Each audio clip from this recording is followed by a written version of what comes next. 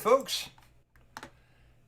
As always, I'm Brian Kynes, the creator of the Tales of Ulran campaign setting. We use all kinds of different forms of tabletop role playing games, including Dungeons and Dragons, Pathfinder, some newer things that are being developed right now by Dungeon Coach, which is I think it's DC 20. I think is his name of his type. He's got some neat ideas. Matthew Colville is coming up with a new system that we're getting little bits and pieces of leaks of. So we take from a lot of different game systems and then we put our own kind of spin on it and make it into our own, the Tales of Ulran system. And the awesome folks that are joining me here this afternoon are here to help me write this story one chapter at a time. And they've had a lot of input in on this as well. We'll go ahead and go through some brief introductions. We believe Bella will be in here shortly. We don't know for sure, but we'll just see how it goes. And if not, we will prop her up like Weekend at Bernie's. We will puppeteer her character through this as the best that we can. I didn't do bad. I forget when it was, Jeremy, how many episodes ago it was, but I had to play her character a little bit. It was fun. Wasn't too bad. You did good. I did good for a 6'2" redhead guy. I mean, You I play did a woman what, well. did what I could. All right, Colby, let's go ahead and start with you. I'm Colby. I'll be playing Arson, who is a Draken, and who is learning the ways and is waiting to start learning his way to be a monk. Nicely played. And we're getting there. That's one very, that's one kind of tough thing about him is, finding out his past. And also, all of a sudden it's like, hey, I've got this flaming snake strike. Well, where the hell did you learn that from? Yeah. D&D, typically, there's a lot of people don't care about all that stuff, but we like to dive into story a little bit. So we've got a place where you learn that, and Tanima and Yakon Rue and all kinds of neat shit that we've created to help guide this character forward. Mr. Keaton, go ahead, please. Jeremy, I'll be playing the part of Rook, our very mysterious Echo Knight. Nice. And Jeremy, if you would, go ahead and tell them about your Twitch channel and some of your other shit real quick. I will give you a moment or so to do that because it's awesome. Well, I appreciate that, buddy. No problem, man. Go ahead. Yeah, I run a Twitch channel doing variety streaming. Well, I'll send Brian the link away if he feels. My God, English. If he feels like it, he funny. could pop the link to it in the description of the video. I will, man. I will. And what's the name of that again? What's the name of the channel? Bearded Bear Gaming. Bearded Bear Gaming. Jeremy had some neat artwork done. Had his character put into like a barbarian wearing a bear-like mantle, and it's nice. It's nice, You just walk around in public and be like, dude, if I ever wrote a movie and I wanted someone to play a dwarven barbarian in my movie, that's the guy. Well, if you meet Jeremy, not to mention that he's like 6'3", you might almost think that. So, I'm convinced that the next character I play is going to be a human who's 6'2", has a huge beard, and just believes through sheer force of will that he's a dwarf. I mean, I could We should just bring him in. I mean, let's just do that shit today. Let's just do, you know what? I'll even give you your own screen on this video, and you can just put a sock on a hand. That's what I want. I want you interacting with your buddy, and I so want to. That's got to happen. There's got to be a D&D. Just got to knit a beard to a sock. We'll be all right. Yeah, what are we going to do? We're going to call it the sock episode. And instead of being on camera, we're all going to decorate up socks like our characters. Speak through them for a whole fucking episode. It'd be really easy for a druid. I wild shape into a snake. Yeah, all day. It's like, what are you now? I'm an earthworm. Did you not pay attention? It's easy. There's a whole bunch of things. So Play fast on that one and to be a camo sock. Right, yeah. It's like, Danny, are you there? It's like, no, Bast is invisible. Oh, I get it. I am no sock. I am sockless. Moving right into that, McGuffey, go ahead, bud. All right. Well, after the Red Hot Chili Peppers introduction with the socks there, I am Dan. I'll be Oh shit. I'll, Go I'll ahead, be Daniel. playing Really, go Finn, ahead. Go ahead. the Elven Arcane Blade. Very interesting character subset was developed in our game to answer some questions from other places. So, I like but that. they are Very. kind of a guardian and a ambassador. They usually guard ambassadors, or they're guardians for generals during times of war. Yes. Or help shepherd people that have valuable information and messages. Like you say, guardian of ambassadors. Big deal. Thank you. And I love when we create character classes for story purposes. That's awesome. That's how it should be. You know what I mean? Instead of picking from the four glowing icons, cleric, mage, fighter. We're making up things for the need of the world, which is awesome. All right, so it's been it's been 3 weeks, has it not, folks? Yeah. So things to get caught up on. So we were at the Fighting Spirits Meadery and Winery having a ball, owned by the Brookwaters, which are a halfling couple, which we met the main owner, which looked a lot like a very jolly version of a drunk Jack Black, dressed in a red velvet vest and dancing around and singing limericks and doing all kinds of funny Jack Black type things. His name was, can I find it? I think it was Enel. And let me double check this a minute and we'll move forward because I want to remember.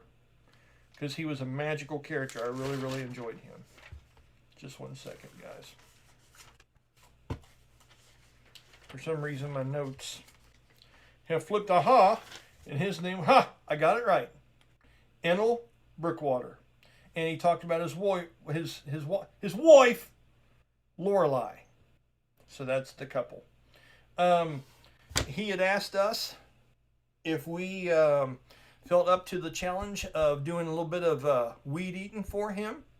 It seems that they have a grove that is enchanted by several different statues there that have been passed down from the Brookwaters from one generation to the other that keep this particular grove in an eternal state of springtime. And because of that and the warmth that's always there, it has also drawn creatures to it. Creatures that do not play nice. And we don't know if they've actually murdered or killed or destroyed. We don't know the extent of it, but you guys had an awesome conversation with two halfling workers, one an elder one, I think was named Hummel or Hamel, and then his brother or his son were there at the Fighting Spirits Tavern, enjoying the show and the music and all that kind of thing, and told us a very chilling tale of how close they came in their brush with death, and we ought not be as cocky as we think we are forthright to go in there and deal with these things because we may come back of stubs. They told a kind of a grim story of these plant-like monstrous creatures of big, nasty, pointy teeth, all that kind of fun stuff. So, a few plans had been made. You guys spoke with Winona, which is one of my favorite little red-headed dwarven women that we like to play through. I didn't do her voice the exact justice last time because I had a bit of a sore throat, but she kind of sounds, and the reason I do the nasty pointy teeth, she kind of sounds like when the guys from Monty Python are doing bad impersonations of women. They talk like this and everything, and you know how it goes, don't you? That's how Winona sounds, typically. No way to form a government. It's hard in the leg, throws you. Oh, if it's got fangs or tusks or just whatever, we can bring it in. Oh, we can definitely use it. That'd be fine. Yes, it'd be good. So that's how she typically sounds. And I had lost track of that because I had so much other shit going on in the last episode. So when we talk to Winona next time, I'll represent her properly. Okay. So I know. The only thing that came to my mind just now Yes. was Robin Hood Men in Tights, Latrine. Yeah. Latrine. Yeah. Latrine was pretty cool. That movie was like, I remember just getting the irony from that movie and being like, I like this. You know, Mel Brooks is a mastermind. So, God. um, you had talked with Winona, and I think I kept the spirit of her. You know what I mean? I didn't do the accent, but the spirit of her and the way she speaks and her boisterousness and her natural toughness. And she was going to see if she could concoct some kind of something that could possibly help us to hurt or harm or deal with this plant-like menace. And then she also asked in return if we could get some parts from it to give to her so maybe she could make something moving forward. So it's a two-way street. And if we keep good relations with her and the Heart of the Beast, Salvage and Supply, the place that she works at, that would be a great step forward for this group. I mean, that would be awesome. Okay. So, what else did we have going on? We were going to do that, and then Rosealia, the Latin-looking, beautiful mix between a swashbuckler and a roguish woman that works as a bartender at the Drunken Mug. It turns out she also has her own private, small yet affordable airship called Rosalia's Eye, and she runs just little side quests and things for people and whatnot. She does these little deals and whatnot, and the airship will probably hold a maximum of maybe 10 to 15 people, and that'd be crowded. I can imagine Rosalia's Eye going around Ulran looking like the party bus. You see, when you're like in a town, there's all those drunken college kids like bicycling a bus, and they're all taking drinks, and it's just going, something like that is what this is the equivalent of. So, she asked for so much up front through some pretty harsh negotiations that you all had. Pretty good stuff. So let's go ahead and take us to, lastly but certainly not least, Azara got to meet Lydia, which is a Dariblan, true to form, and saw what it was like for someone to have the strength of will and nonchalantness to be herself in this place, and told her some really interesting things, not just about her culture, but about possibly how Azara got here. Why someone from that dark place that never interacts with the surface, how something like her could have actually happened. In all theories, mind you.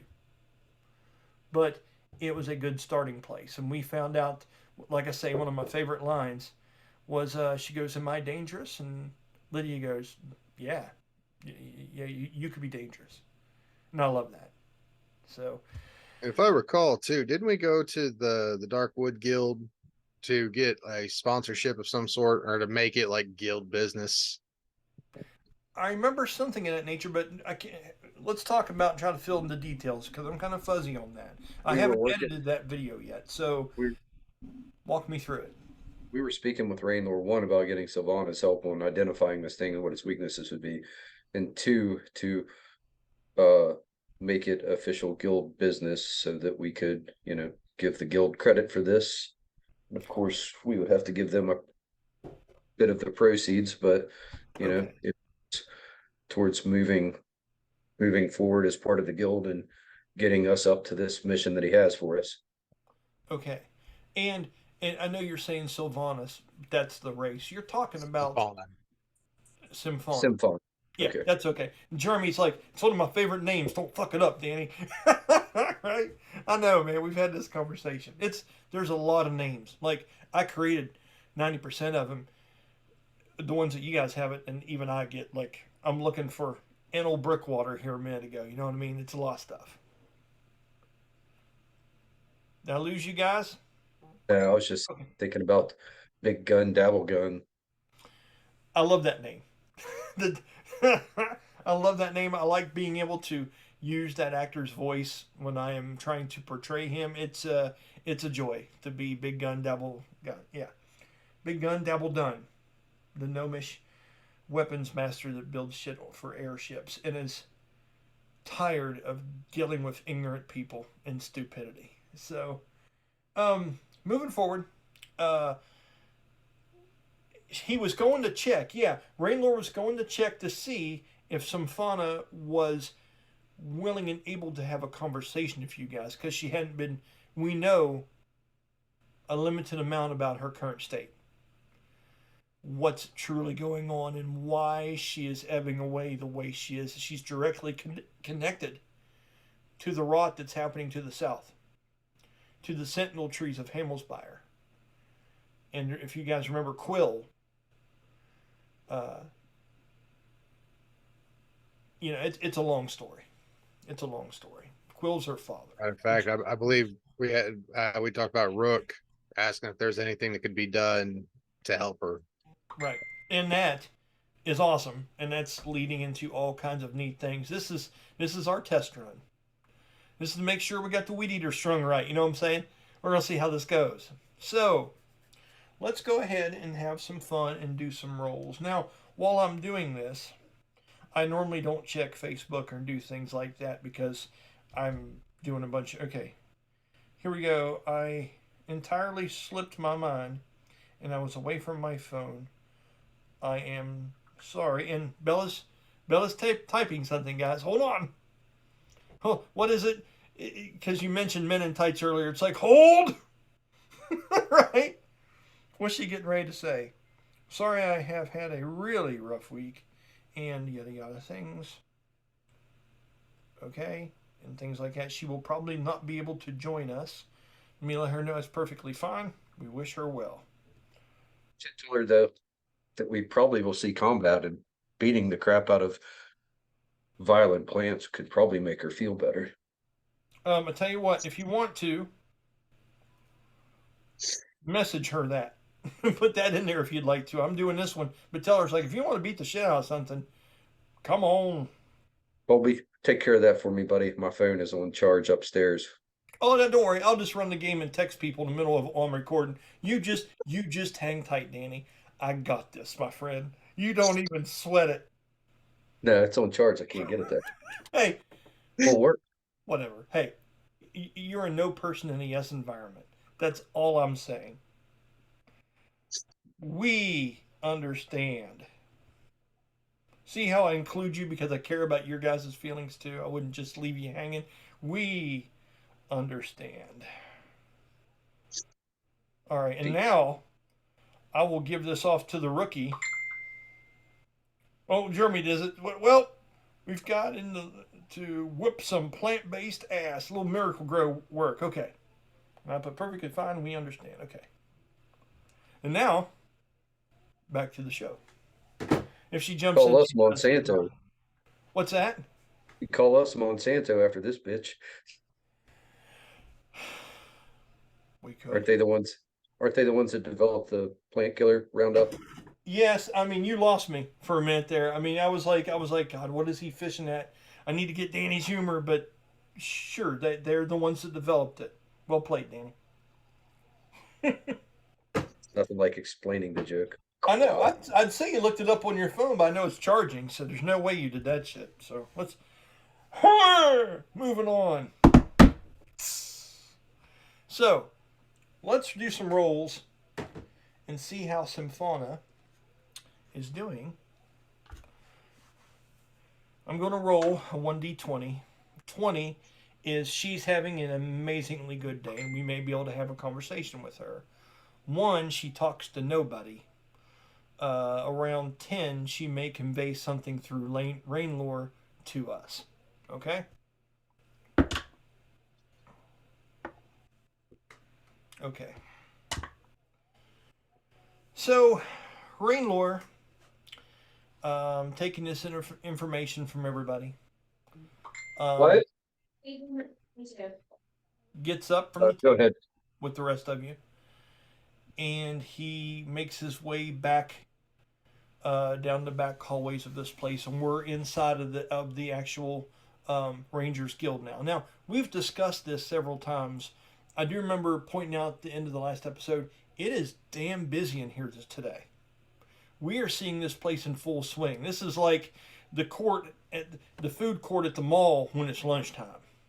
Okay, there's people in here pulling down contracts, making deals, money's getting exchanged. There's people grouped together in tables with maps going down, getting ready to plan out adventures and shit like that. We're seeing all kinds of folks in here right now. Okay, so in those few moments, I love Danny's really into the role play of it. Danny is portraying the people running to and fro in this place. So if you need a visual picture, just imagine what McGuffey's doing for you. I want to appreciate him, and I do as always. So in Just think multiple Danny's just running back and forth in one location. it's really good. It's really good, man. So with this moment of time, is there a conversation the four of you would like to have? And if there's something you would like to bring to Azara's attention in this moment, please do, and I'll answer for her the best I can. And if not, is there anything particular you want to do? You don't know if this will be 15 minutes, if this will be a half hour, but you have conveyed to Rainlore that you're leaving soon. So this can't be, hey, we'll look into it and get back to you. This is a half hour most kind of ordeal. Okay? What is the group doing?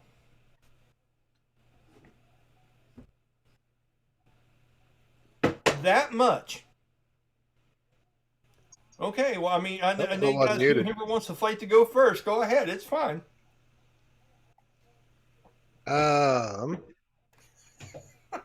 Only had 3 weeks to prepare. It's no big deal. What happens in 3 weeks? It's true. It's true, man. Yeah, I shot you a message real quick, Brian. Oh, you did? Yes. I think at this point, so Rook is still rather preoccupied. He's got a few thoughts going on, rattling around in his head that you're aware of. As far as the merchant, the coin, still being rather pissed off about old boy Sircon. Yeah. So at this point, he's kind of keeping an eye and an ear out for the immediates. Plus, there was that when we was kind of doing our walk arounds, there's that little glint that he caught off the balcony. So he's just kind of he's honestly he's in a state of hypervigilance at this point. Okay. Almost to the point if somebody were to walk up and touch him, it'd probably come out of his fucking skin. Yeah. Being that we have a contract and I have sworn to watch him, I'd like to do a perception check just to see if that being my trade, if I notice him being hyper aware. Absolutely, go ahead. 16 plus. Helps if you got the right sheet open. Perception. It'd be a 22 total. I will give you this. And if there's something here that's wrong about this, Jeremy, correct me. This is something. This is a game crafter kind of situation, though, right? So when you are looking at him and you can feel this hyper awareness kind of thing going on from Rook. He's kind of a offstandish kind of person to begin with, and he's been speaking more and more recently as things have been coming to light and showing a little bit more of his side. But since that happened, you've noticed this. There's something. It's almost like he's frustrated. He wants to face whatever this is head on and not play games. So when you see him kind of looking around and you're seeing him constantly studying things whenever there's a moment or a break from a conversation, he's not dwelling or lingering in it. It is a mixture of determination, frustration, and constant awareness. I'd say is what you're picking up from when you look at him in this state. Jeremy, is that correct? Yeah. Okay. I mean, if he wants to roll an insight, kind of get a real good glean on what Merc's or not Merc, shit, wrong game. It's all good. Well, he just kind of did. So Oh, now, did he? yeah, Okay. that's what. And he rolled pretty good. So Yeah, I think, in all honesty, because he spent some time with Finn at this point, yeah, and Finn knows Rook is a very stoic individual. At this point in time, he's not shown that he's a very worrisome individual. It's almost you would probably almost pick up a degree of paranoia. fair. I think Finn would look over and say something like, "Don't waste today's energy on tomorrow's battle, because today we'll get there for that one." How about Suppose you? you're right. How about you, Arson? Do you have anything to add to this conversation? I mean, really hasn't been around these two a lot, and the only connection he has really only has one connection with Rook, and that was that they were both from the Netherfall, and that they both connected with it, and that was about it. Right. So use that connection. And moving forward, these are opportunities to get to know folks. You know what I'm saying? I'm just throwing it out there. We'll move on for now, but you know, and I'll be on this. And this really doesn't have anything to do with this particular moment. This is just about the way a group of vagabond people get together and work in a tabletop role playing game. You have to kind of find some kind of common ground of folks Mm. and build upon whatever it is you say. And if we have instances like this and people don't know what to say and what to do, then that tightness doesn't happen. And don't force it by any means. But Colby, just start thinking about the things that invest you in these people. Things that maybe they could help you do, things that they can maybe help you accomplish. And then think about those things. And when something spills over, that's great. Okay? But for now, we'll say you're listening to this conversation. Maybe you're just sitting there kind of dwelling on, like, am I going to do this? Am I deciding not to walk the path alone as I have for all these years and start to be around these people a little bit more? Okay? We'll leave it at that for now. I tell you, as a matter of fact, given this moment where we're all together and Rook kind of trying to fight against this, succumbing to that deep sense of paranoia, and Yeah. it's not just the balcony, it's not just the hit that he put out. There's other things that level up things. Yeah. And I think he would actually look at Arson because he knows that he's been through some of the same shit. And just, Arson, do you feel like the veil between us and the shadows is thinner?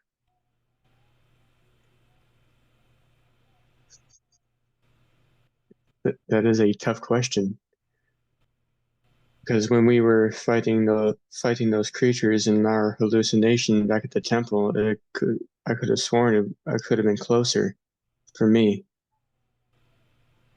but knowing that's what the cost was for bringing me here, it's definitely about time I start trying to loosen it.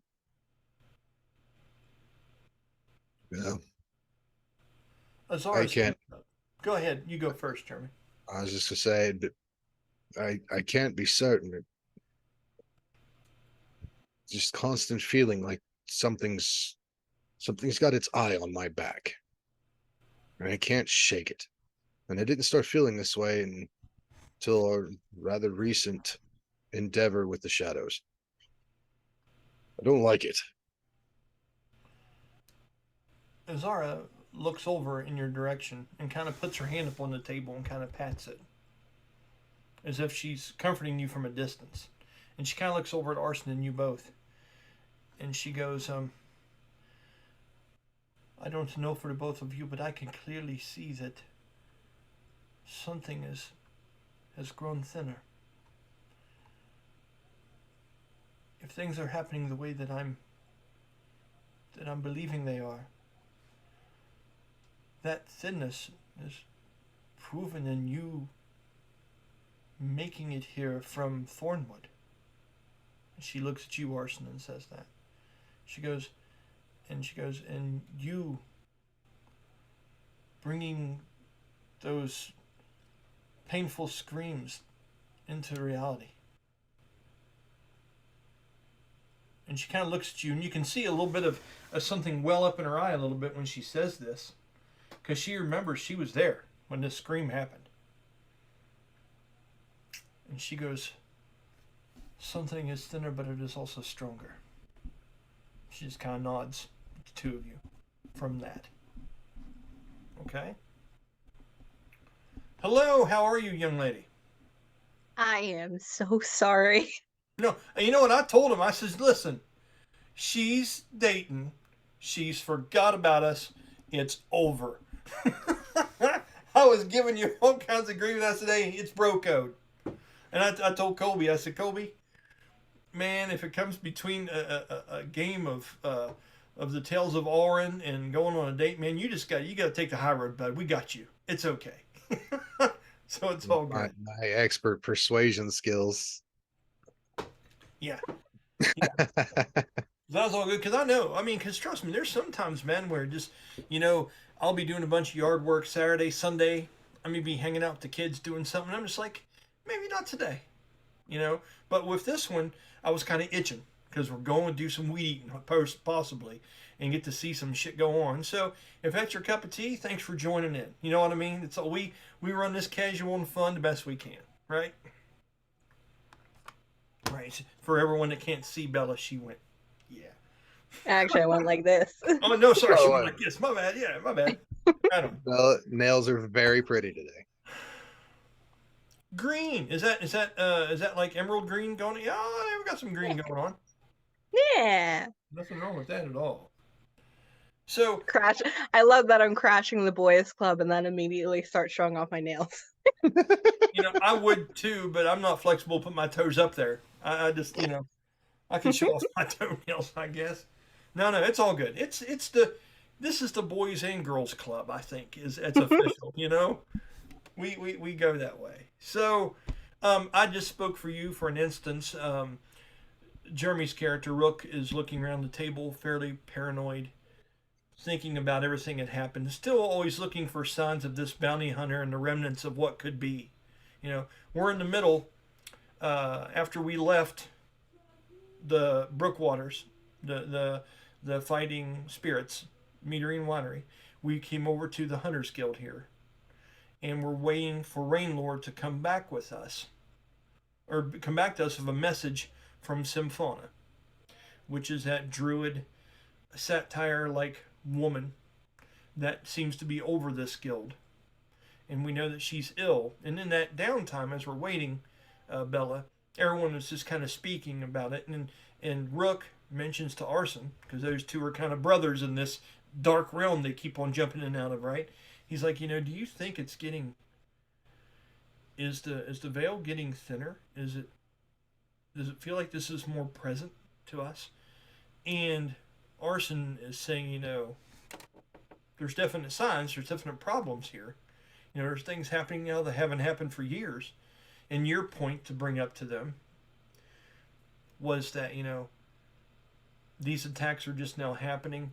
Just the fact that Arson is here and has made it out of Mirkwood. Or Thornwood, sorry. Mirkwood is Lord of the Rings. Thornwood is the place that we have to the south. Thornwood is proof that line between the Shadowfall and our realm is getting thinner. And that's what you have said to them in this moment. And you've noticed. Wow, I'm so wise and intelligent. It's almost like the game crafter was playing your character for a minute. Like you. Oh my gosh. No, it was fun.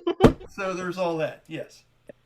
So, with the roll that I made earlier to determine the health of Symphona, Rainlore comes back several minutes later. And is there anything else anyone else would like to say in this moment before I move this forward a bit? We're all good? Okay, I'm getting head shakes and no's. Okay. So, he comes back and he is walking better on his lance. He's not hobbling as badly as he normally does. He doesn't look as crippled. You have to imagine that's because it's early in the day still. He hasn't went out and tried these legs of his today and pushed himself to any kind of limit. And when he walks out there, he looks at you guys and kind of bites his lip and looks down and kind of shakes his head. He goes, "No, today's not a real good one for her." But like I figured, I told her you guys would like to be,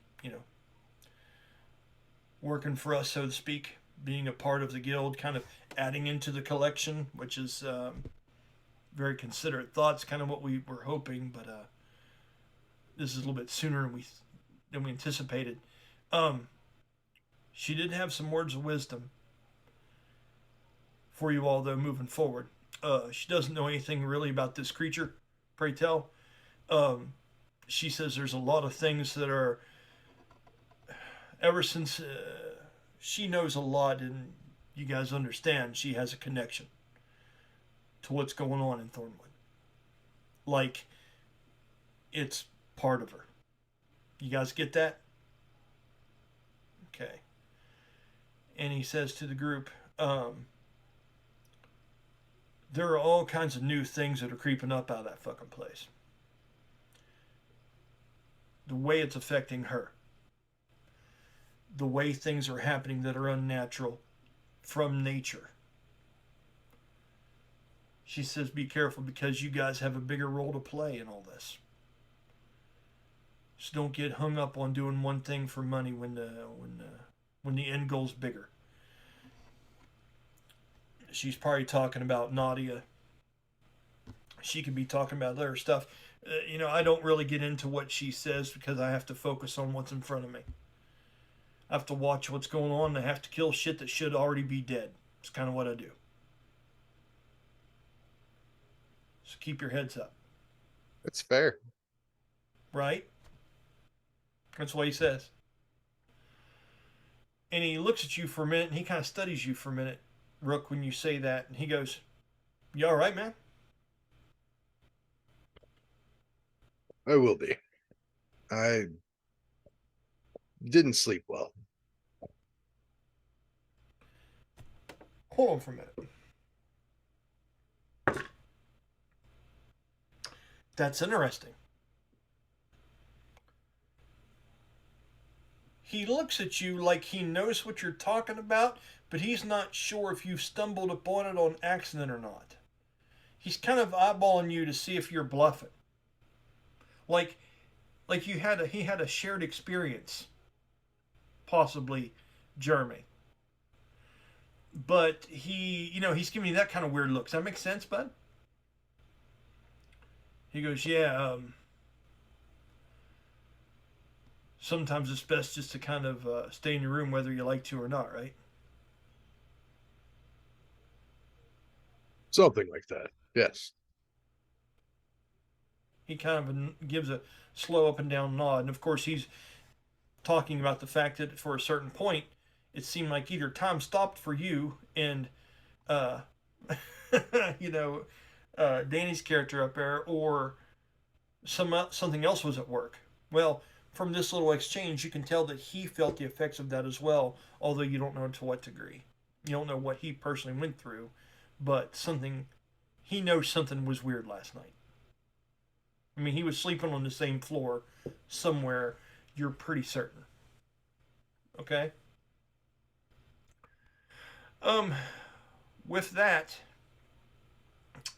he says, "I'm not going to be going out there with you guys on any of this. I've got some other things to take care of, and when you get this done and underneath your belt and you come back, and we're assuming you will, I'll have some more clear-cut paths for you to take. I've been doing a little bit of work and research on some things we can do to help her. Like you said." He goes, "And also," and he kind of leans over and puts his hand on the back of your chair, Rook, and he puts his hand on the back of Arson's too. And he kind of looks between the two of you. And then looks up over at Finn and gives him a knowing nod. He says, if you're in this place, you don't have to worry about looking over your shoulder. Anyone foolish enough to come in here and want to do something to one of our own, well, that's just not going to happen. We have assurances for that. Or at least, and he kind of smiles and looks up and he comes down and whispers. He says, at least in this realm we do. And he says that between you, Arson, and you, Rook, as if he understands that you guys cross back and forth between. Now you might want to take a note of that, because that could mean so many different fucking things, right? And that's a thread that may need some pulling if you choose to. It's up to you. I almost wish, Bella, you hadn't muted for the sneeze. Because, I mean, sometimes we just need the organic element in the game. You know what I'm saying? It's all good. By the way, complete side note. Yeah. What's up? But when they talk about not being able to sleep, is there any way that Azhar can, like, make a cup of tea for them? Are you sure? Do you want to have the stuff on you? And if so, we could do that. Or do you want to walk over and try to gather the stuff to do that? Is Zara a tea person where she might have that on her person? Because if so, that's cool with me. I'm good, you know. I'm thinking, yeah, because they traveled a lot with the caravan, and Right. I'm wondering if maybe there are a few spices specifically from the sands of Demir. Yep, she's gonna make this place smell like a head shop, guys. Here we go. I love the aspect of she's like, oh, you didn't sleep well? Oh, let me make you some tea. Yeah. She slept like a baby through the entirety of that whole situation. This is true. This is very true.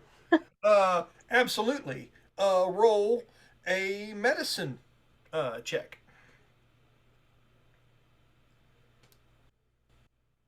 Let's see. And we'll say this is how well you make your herbal tea, young lady. Let me look at the modifier. Okay. Welcome back, guys. My rolling sucks. I'm looking at my modifier real quick. Okay. You know what it's tied to, correct? It's usually on your character sheet there. If you were to go down, medicine would be in that line, and you can tie that to what you need. It's wisdom. It's wisdom. I missed you all so much, and my bad rolls is back in full swing. That's an 8 total with the modifier. So, as she sees a waitress go by, and I'm going to give you this for just a moment. You know what? No. You play out what an 8 looks like and how this tea is.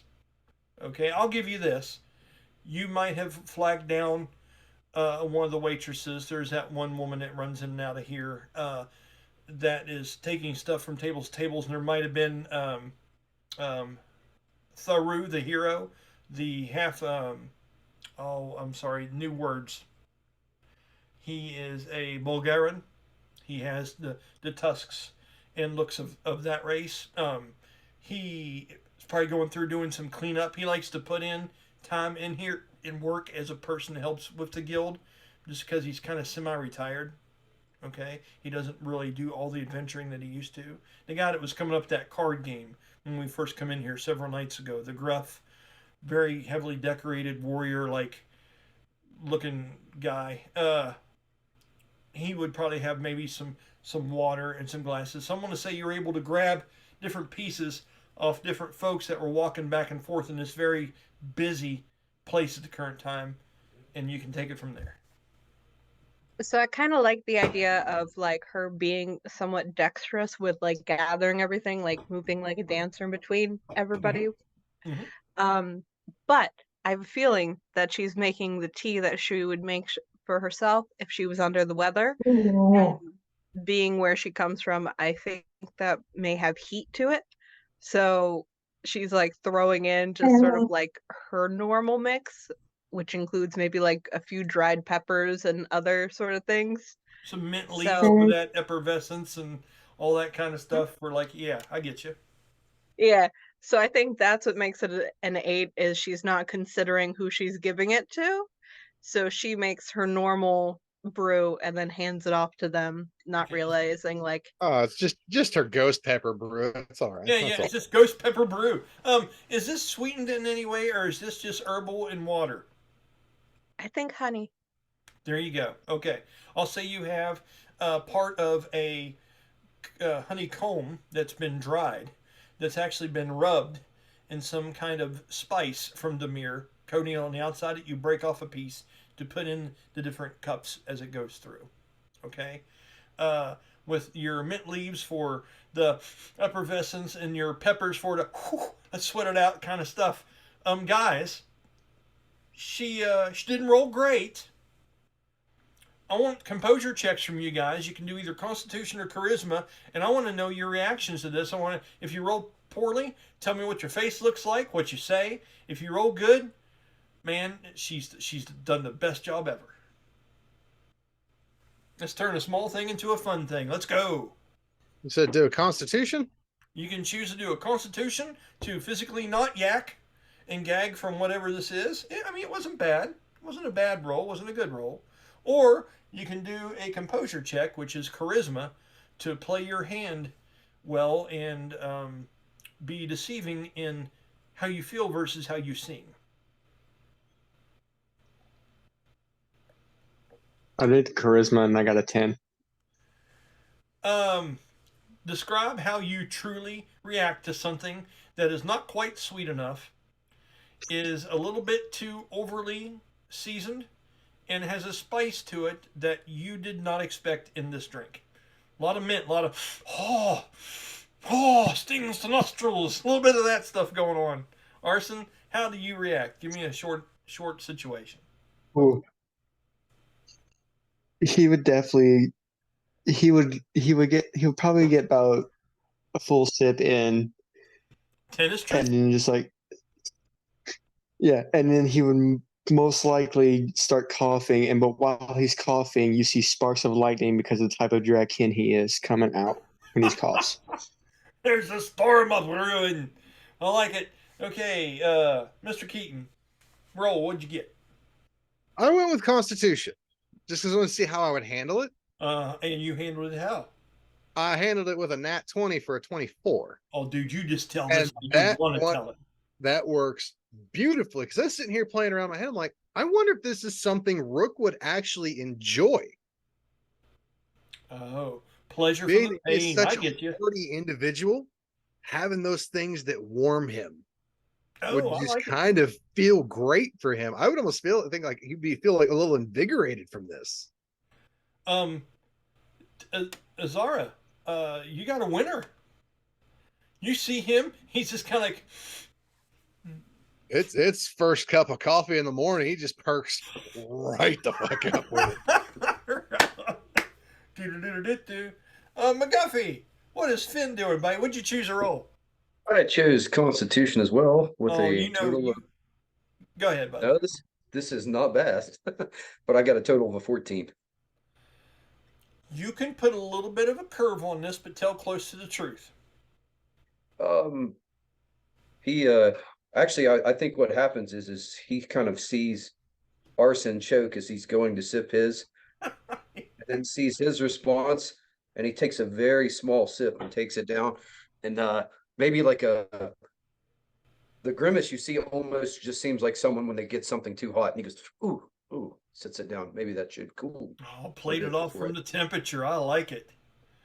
Right on. You guys see a very eager Azara just staring at all of you with big eyes, just wanting this to be justified. And Rook is definitely asking for a second cup after dealing with. As he sets it down with his hand over the top of it, he mumbles something and prestidigitation. So when it comes back up, it's just water. He would clean the. I like it. I like it. Too much mint. Yeah. Okay. So, with that, everyone, you've got your answer from Rainlore. If you're good, we can move this forward a little bit. Or if you guys want What's to get Rainlord's reaction? Rainlord didn't drink any. He Why got not, up and Brian? he looked Barley. at you guys, and he goes, and Rainlord would probably be like, "No, I'm good." Yeah, he'd say it. He'd kind of push his hair back out of his face. I got yeah. He just kind of turns and walks back the way from whence he came. Okay? No tea party for him. No tea party for Rainlord. It's Aquaman, man. Fuck, what are you gonna do? So, We just out drink rain yeah, lore. yeah. He's like, I ain't doing that shit. It's not me. No, bro. No. So, as he walks off, you folks are there at the table. I want to say you gather your things and you head to the heart of the beast to see what Winona has ready for you. But this is your journey. If you all would collectively like to say, "Hey, it's where we head," that's what we'll do. If you guys want to do something else along the way, do something else. Does anyone got any side things or any conversations to have? If not, I will fast forward us to the heart of the beast. Definitely like to go there. Okay. So, making your way through there, D20, as I typically do. Oh, you guys, that was nice. 19. Piece of cake.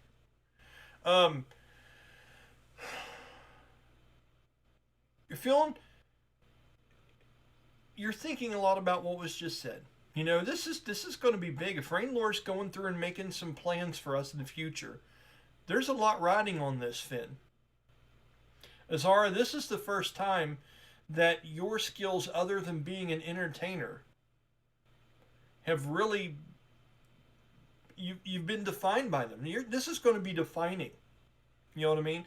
This is proving your worth to the people that are trying to keep a book safe so your siblings can remain on this realm.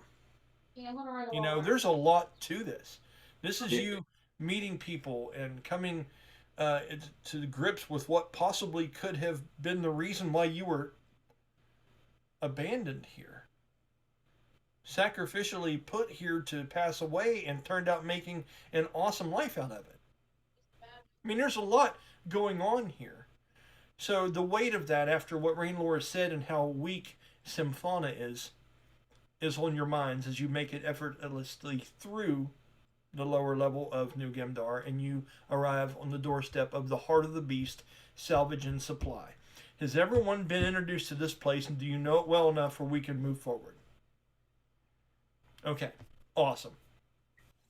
You head in, and you can hear Winona, but it's muffled in the background, and she's arguing with somebody behind a door. And you know very well that when you go into this place, what it typically looks like. But you also know when you go around the backhand side, there's these really big doors because they have an opening or a warehouse where people bring in wagons of bigger creatures and bigger things that they need to process. And they have, a bunch of tusks and a bunch of scales and claws and different kinds of bones and different kinds of arcane stuff where they harvest magical pieces from things to be used for spell components and shit like that. And it's a bigger warehouse. And it sounds like she's having a hell of a time arguing with someone with a deeper voice back in that area. Okay, behind muffled doors. All right. Sitting at a table in the middle of this place. It's kind of empty in here. The door was open when you came in. And sitting there is a very beautiful but very troubled looking woman. Now, I don't know if any of you have ever encountered before. Platinum blonde hair. Naturally, she looks very striking. But she looks tough. And she has her armor sitting on the table in front of her, which decorates her up to be some kind of mystic knight-like type character. And she has a mace, a flail, laying on the table in front of her, and she's looking at it intently. She has several different closed books, and she has what seems to be a pelt or two of a displacer beast skins laying on the table in front of her. And she is looking down at this stuff concerned with a grim look on her face. When you guys walk in, she looks up and she just looks at you for a minute.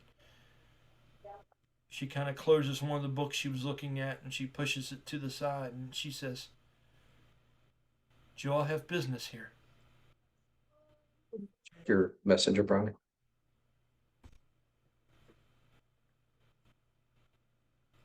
Roll a history check of disadvantage, please, Finn. Ooh, top secret. Yep. Secrets. We'll do it. We'll wear it out. With the disadvantage, that would be a 16.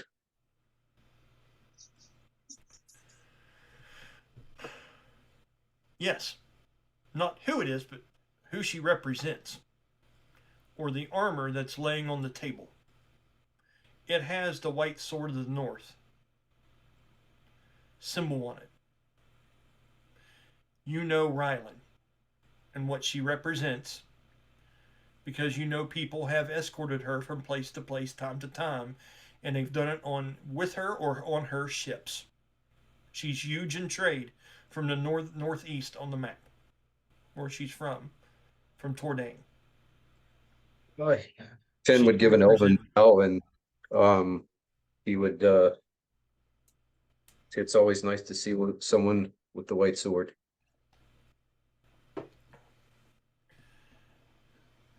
She looks up at you and kind of squints. And she kind of shakes her head and squeezes her eyes together. She goes, I apologize. Have we met? I've been busy lately, and I don't recognize you. I don't actually recognize you, but I do recognize this and what it represents. And many of my cast have escorted Rylan every time she crosses Elven Rock. Okay. With that, she looks at you, and she nods and she goes, and she studies you for a minute, and she goes, "So you have my thanks for that. What is it that we could do for you here, traveler?" Actually, our business is with Winona. We've spoken with her earlier, but Oh, Winona then. And she looks over her shoulder, and at that point you hear something smash off the inside of the door like a dish. You hear, "No, sorry, but I gotta turn the." You hear this shit like coming through the woodwork. And you hear, "Oh, it's and it's this argument going on. And she goes, whatever it is that she's doing for you, I assure you it'll only be just a moment until it's ready. This happens here a lot. I called a lover's quarrel. They would have me skinned alive if they were to hear me utter those words, but well, obviously they can't hear me right now. She says, "Have you been here before? I don't see any of our wares amongst you, nor recognize you, and the shop owner, Gwyneth, is currently unavailable as she is out working on contracts. I am Tamara, and I would please." Finthier. And then he moves his hand over. He says, "Arson, Rook, and Azara." She looks over, and when Azara just kind of smiles like Belle's doing now and kind of waves, she gives you a polite grin, and you realize how, my God, ridiculously pretty she is. I mean, I can't get over explaining to you, know how there's certain people that you meet, and no matter what they do, they couldn't be ugly if they tried. Like, they literally, like, just sweat charisma. She is that person.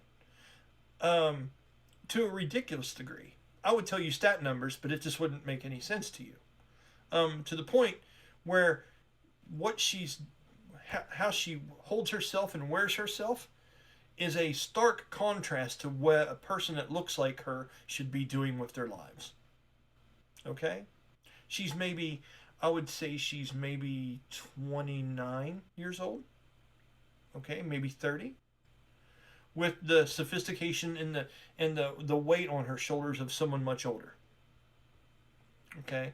And although her hair is platinum blonde and just a ridiculous color that you can only imagine people dyeing their hair to become, it is frazzled and she does seem to be under a certain amount of duress. There are things weighing on her mind. Okay?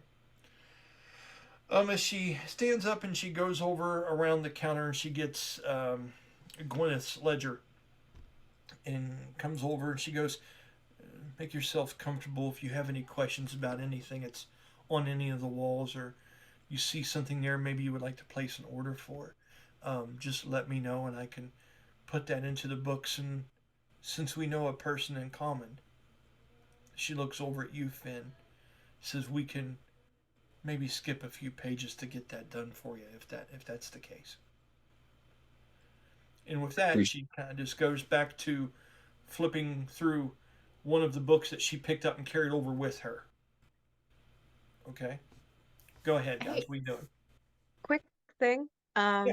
You something's coming to mind. You haven't seen the Barbie movie, right? No, my God, how did you? I wondered how you hadn't brought it up yet. So the reason why I mention it is because there's like one scene in it when Margot Robbie is like the main, like she's like crying and she doesn't like have any makeup or something like that, Yes. and then it's like saying we're like. I think she said like, "Oh, I feel ugly" or something like that, and then the narrator comes on like, "Margot Robbie is the wrong actress to be portraying this" or something like that. Yeah. So I feel like that's like this moment with this character of like her kind of being like very simple, and it's like incredibly gorgeous, like whatever the case is. Well, there's a natural beauty to her. It's ridiculous, but there's also this stone cold kind of look to her too. She's a weird mix. She's more of that kind of beauty than the other. From the fantasy art that I've seen and the way that we've portrayed her, you almost have to imagine this is a Clarice Theron kind of looking individual. It has that kind of look. Okay, that's where she's at. So, hair's very long, can be very intense, but just has this. It's ridiculous how she presumes this charisma. Or presents this charisma, exhumes, whatever you want to call it. She bleeds charisma, people. That's what I'm trying to say. Does anyone have anything to add to this? Are you looking around the walls? Are you doing a little bit of shopping while you're waiting for Winona to come up? Or are you walking to the door and being like, "Hey, knock off the spatter. We've got to talk." What's the group doing? I'm looking along the walls. Any chance that there is maybe even just a mace or something spiked about the size of my fist? A mace? Or I'm really looking in the stuff that's broken to see if there's like a laid, like maybe a broken mace ball hanging somewhere or something. Okay. Investigation check, DC 14. When you said the size, that's a natural 4. Oh. I mean, even with nope. I'll get to you in just a minute, Bella. I'm sorry. So even with that natural 4, what that tells me is when you go to look for this thing on the walls, you get ADHD lost in things and start reading on things and looking at things and wow factors, and you never make it quite around where you keep skipping things, going from one to the other, and you don't give the walls a thorough look. No, you do not see anything of that nature, but you do see some other very interesting things. Bella, what was it you were getting ready to say for Azara? I was it was more so reacting of like when you said like something the size of like your fist or something. I'm like, are you looking for like bronze knuckles or something? Like Yeah. He's gonna start punching stuff. That's what he's gonna do. Hell yeah, dude. That's awesome. Yep. For everyone else, what's everyone else doing?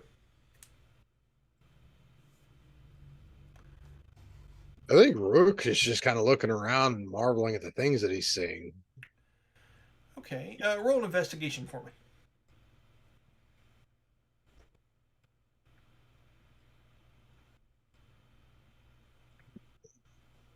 14. Okay. Keep that in mind. Arson, what are you doing? Same thing or something different? Arson is gonna see if he is gonna look around, but it's more the interest to see if he's gonna spark a memory. Awesome. Roll investigation.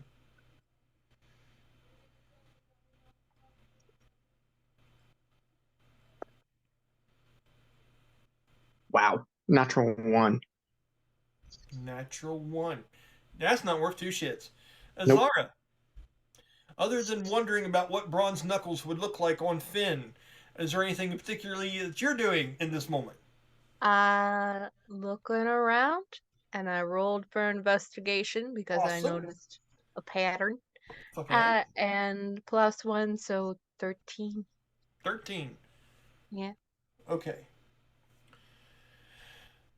So you don't see anything that sparks a memory particularly, and Azara, you don't see anything particularly that perks your interest to any of the legends from Demir or anything in this moment because with Jeremy's look, he kind of steps forward and starts looking at a couple things and he recognizes something as familiar. And when you see him kind of draw to this like a moth to flame, you two kind of walk in. Now, how many here have heard me give descriptions about what the walls look like in this place? Raise your hand. Okay, these two haven't. I'll give you a little taste of this. Have you ever been to TGI Fridays when there is so much cool shit on the walls you just can't possibly get through it? This place is a trophy room of memorabilia where the Heart of the Beast Salvage and Supply have had and laid claim to things. Okay?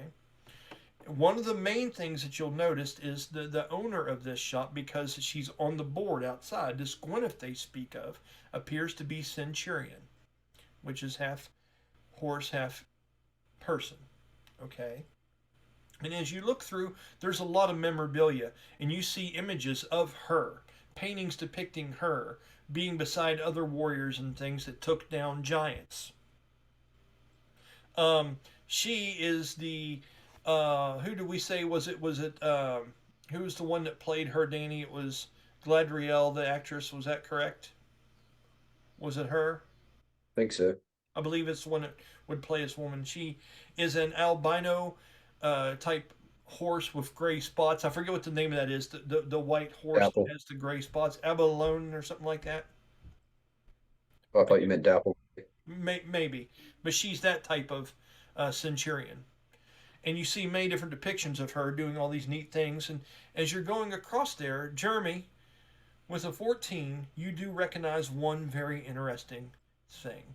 Acting as one of the curtains to one of the outside windows on the upper floor, you see a set of cannons that have banners hanging off of them still from the actual airship that they were on at some point. Okay? And you can see that these cannons have on them the face of what look like dragons. And their open mouths on the ends of the barrels are where the cannon fire would come out. And there's even iron like teeth that adorn this stuff. And there's different kinds of metals and embroidery on this that look amazing. You remember your father telling you a story about these cannons. Okay? Okay. These were called the twin dragons of. And let me pull up the spot real quick. Give me just 1 minute here, folks, because this is an important one.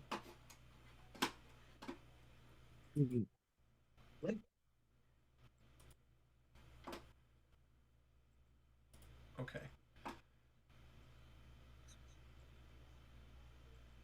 The twin dragons of Regenshold. That is worth writing down, Jeremy. The twin dragons of Regenshold, and that's Raegahn. Ragon of Ragonshold. Okay?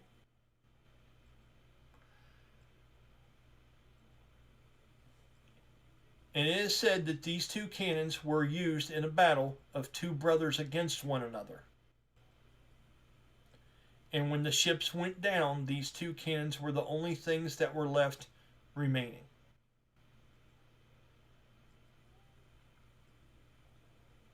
There's some mystical tale about the fact that the cannons refused to shoot the other owners, but they destroyed everything else around them. As they shoot out several different types of ammunition for what your father had spoke to you about, and there's a lot of legends and lore that go on airships that talk about the twin dragons. Okay? The fact that they can shoot this amazing blast out of the side, it's almost like a metal shrapnel, almost like a shotgun blast that tears through the hulls of airships. And that these things are some of the most deadly cannons. And in fact, they were so deadly, they were retired after the sinking of both those airships. And they found themselves here somehow. And the banners of those 2 ships hang like curtains pulled back with like golden sash, fake golden embroidered ropes holding to the bottom of them to make that curtain shape out of them. Impressive stuff. If that's here, that's a huge fucking deal. Okay? Okay. As he's studying that, you all notice how taken he is by that. And you remember your father speaking to you about that. About just kind of that lesson, and about how rare it was that something created for destruction can teach a tale about brotherhood and about hatred and what it can come to and things like that. And it was almost like a moral lesson for you. There's jokes on airships that talk about it's like, we're going to shoot at each other with twin cannons, or are we going to end this feud? You know, it's almost that kind of just saying, so keep that under your belt. That's something that would be like a common mix of words to you. If 2 people argue over something, it's like, well, are you just going to use twin cannons, or can we squash this? It's almost that local, okay? So, as that happens and you find yourselves dwelling in on this, you hear iron wheels turning and rickety boards moving as a large wall of memorabilia starts rattling. Long tusks that are held up in spears and things and different papers rattle with the wind that comes off of it as the door comes out and Winona comes out the other side, and you see an iron mug that was half full of some kind of ale come rolling out behind her and hitting the floor twice, skipping and slamming into the thing. He goes, I'll get things done as soon as I can. You don't worry about the way I take care of things. You just make sure you get in here to do your part next time. And she's got her hand up behind her like this. She's going, oh, that's just super fine and nice. Just keep running your mouth. Just keep on being yourself. And she goes, oh, blah, blah, blah. And she starts shutting the door on him just in time where you can hear another cup hit the other side of this like barn door that she's pushing on rails closed. With that, she looks over to you all and she moves one of her long red dark auburn braids out of her hair, and she takes a little bit of a drink off and flips it down on the ground, and she looks at you all and she's like, and she walks over in your direction and she has a pouch. Finn, okay? She walks over and she throws it down on the table. She goes, I would be advised, and I would remind you all, that if you ever ask a Bull Gellern to do you a favor, wear waterproof clothing. She crosses her arms. She goes, oh, open it up. I'm curious to see what you think of what's in there. And she's saying this to you, Finn. He opens it up and kind of looks in the edges, like Okay. it might jump out and get him. Right? And she's kind of looking at you like it might. Like she's literally just kind of looking at you. And when you open up that pouch, you see a bunch of glass vials that are in there, thick, corked, and waxed closed. Okay? She goes, it may not be much of an offensive weapon, but you'll be thanking me if you have that on you moving forward. See, I've found out a bit of information about your nasty that you're getting ready to go face. And I'll tell you this. And she gets up close to you, Finn, and she pokes at you in the stomach. She goes, some kind of venoms make you feel like you're burning from the inside out.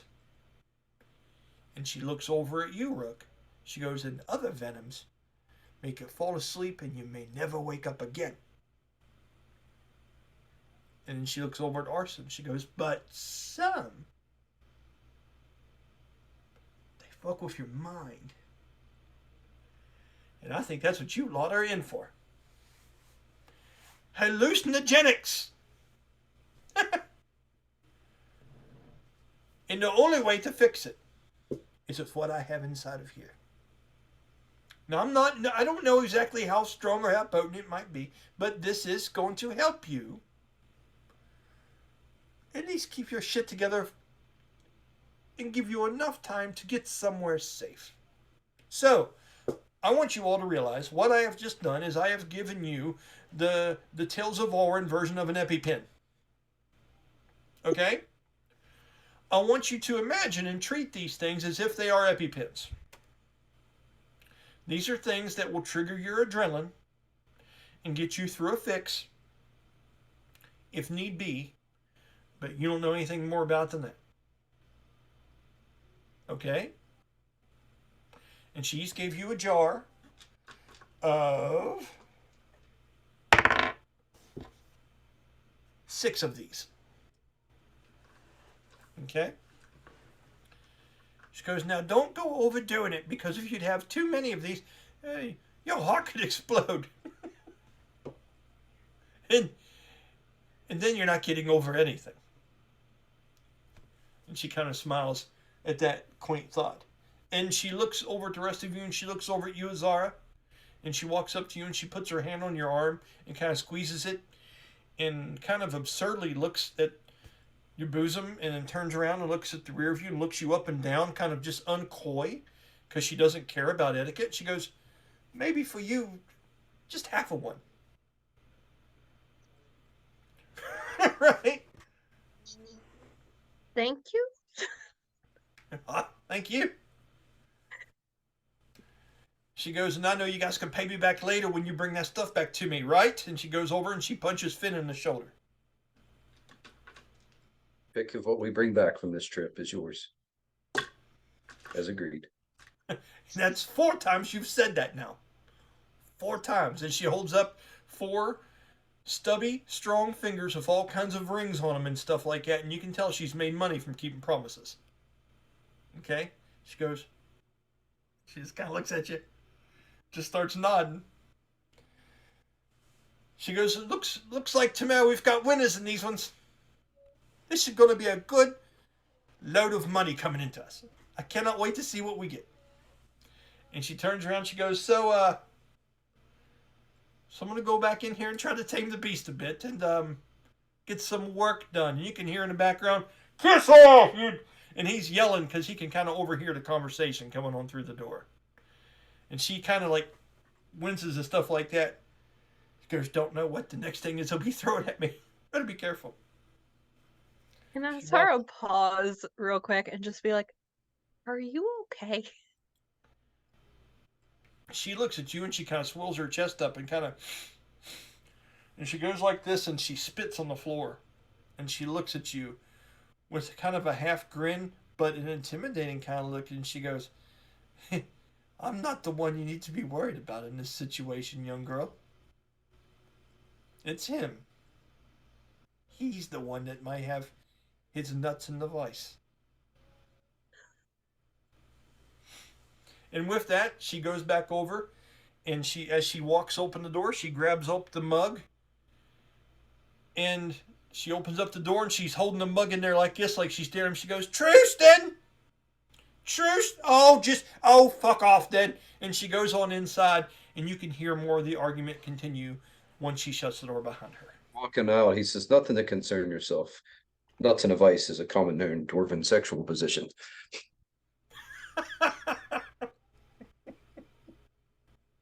So, I know you that meant come that from? as reassuring. It was not. is that canon? Do we need to write that down? Is that in the Kama Sutra of Tales of Ulran now? Is that real? That is just Finn bluffing with the fact that they know he knows crap about other cultures. So so well played.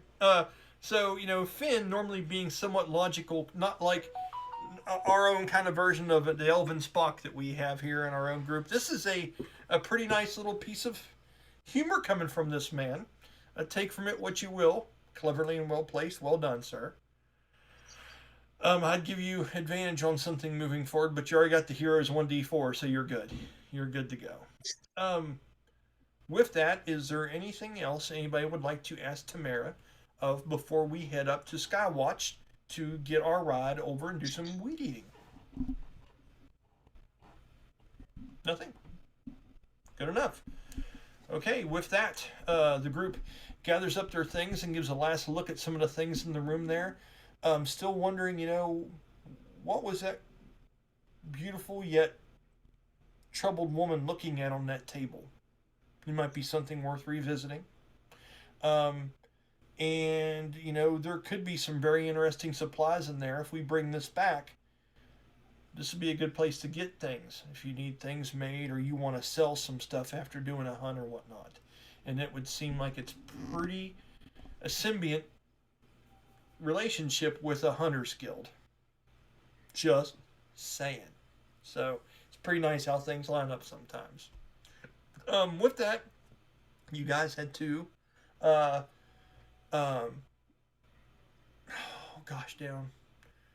Skywell. Is it? No, it's not yet to go to Skywatch, correct? We called it Skywell, didn't we? What was it called? Having a brain for it. I was just thinking it was Skywatch. No, I mean, I know Skywatch was the name of the city up the top, but what did we call the stairway that went between the two? Yeah, Skywell. Skywell. That's what I'm talking about. So you guys head to Skywell to head up to Skywatch. Okay? Let's roll the 1d20, customary, and see how things go for everybody. Natural 20. That's awesome. Things go fantastically. No issues other than if you guys are intrigued in something. Now, you know what this place is usually like. We know what the stairwell is going up. We're going to go ahead and get past that unless anyone is looking to tip a particular performer, or if someone is wanting to talk to someone that's at a recruiting desk for airships, or if someone wants to maybe get some kind of goods that someone's trying to get rid of fast before the city above or below get wind of it. If something like that is something you're interested in, tell me. If not, we'll go on up to the docks. I would like to share a dumb thought. Please do. I like dumb thoughts. Go ahead. So you rolled the natural 20, meaning like it went swimmingly, right? It was impressive, yes. I literally just picture it's like almost like if like let's say this is a movie, like all of a sudden it cuts to like all the characters rubber hose animation walking, and the one song of like wouldn't it be nice to like just march along. Like the beginning of a TV sitcom that has a rook going some shit like that. It has Finn, like a bird goes by and he ducks and he's like, oh. You know what I mean? Exactly. That's the whole thing. That's outstanding. That's outstanding.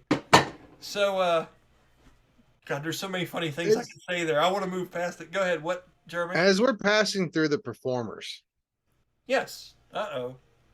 Is Miasha around? Absolutely. Nonchalantly so. Because he's going to be hard to miss in a freaking crowd, so he's not trying to hide. Yeah, I know. Plus, you're a little bit taken by her, too, so rolls against her or charisma are with disadvantage for you at this point. Right. Walking by as we're heading in our direction, Rook's going to take out a coin. He's just going to kind of do a little flip over there to her direction. Roll a dexterity check. If you smack her in the head with this, help me God, I'm going to laugh my ass off. Be honest. 21. Okay. Hey, look at the Diablo! Can you imagine that? And all of a sudden, just like a flat coin, just right on the head, and being like, who was that asshole? Who was that? Yeah, that's great. You do that, man. you know, you're Michael Jordan throwing away newspaper in a trash basket at the office. It's ridiculous right now. Uh, with the 21, good deal. And she is doing, you almost, it's up to you. Sometimes when I get descriptive, I don't mean to jump into your shoes. But it's very busy in here. And with you trying to be non-discreetly, you know, the inside of you, roll a charisma check for me, please. Composure check, charisma. Can I see if Azara notices him doing this? That's a 6. With a 6, you do. Okay, I'm just going to go ahead and give you that. With him rolling a 6 right now, yeah. Okay, so, and the rest of you react however you want, but you can see him keep glancing over, and sometimes he kind of stops because his shoulders are broad, and he's kind of looking, and you can see his head turning, and there's a few times where Rook turns a little bit too much because his hood's kind of big and he can't see through it, and he's taking several more glances than you would, almost like a nervous person trying to get out in traffic on a busy street. You know, they keep checking. You know, he's going through all that. Yes, go ahead. What is Azara doing? She's gonna. I sent a GIF in the chat of just like the SpongeBob smug face. So like, it's like, you know that when your friend has a crush on somebody in middle school or high Yeah. school, and then the entire friend group like collaborates to either like bring them together and is most likely embarrassing in the process. Absolutely. So that. So how can I get them to interact? Well, I mean, you can be if that's awesome, and if you're wanting to do something clever here, please do. But if that's just a thought in your mind for later on, it is what it is. Oh no, it's happening. Like I'm just trying to figure out. Just a side thought. Yes. I do believe Azara was there whenever they dealt with the bugbear, and Yep. Miyasha did tell him to meet her at the Endless Satire at some point throughout the week. Uh-huh. They were there and saw. And we that went. bugbear. And they did go. Didn't we all go? Mm-hmm. Yeah, just different missions in mind. Yes. It wasn't exactly a pleasureful meeting. Right. And when he throws that coin and it lands over there in this case that's laid down, it's where her chakrams would be out of, and there would be several different urns and things out in front for different size coins. She has a very particular setup for what she wants to collect. I will give you that opportunity to do something in this moment, Azara, if you want to be creative. It is busy and bustling. Like I said, this is like a food court at a mall on a Saturday night. It's busy around here right now.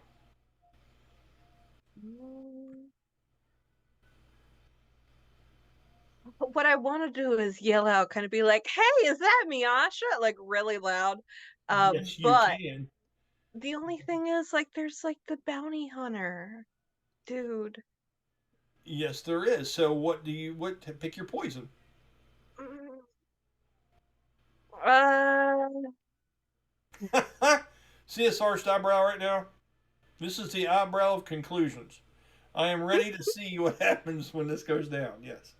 With die roll, low you yell, high you don't.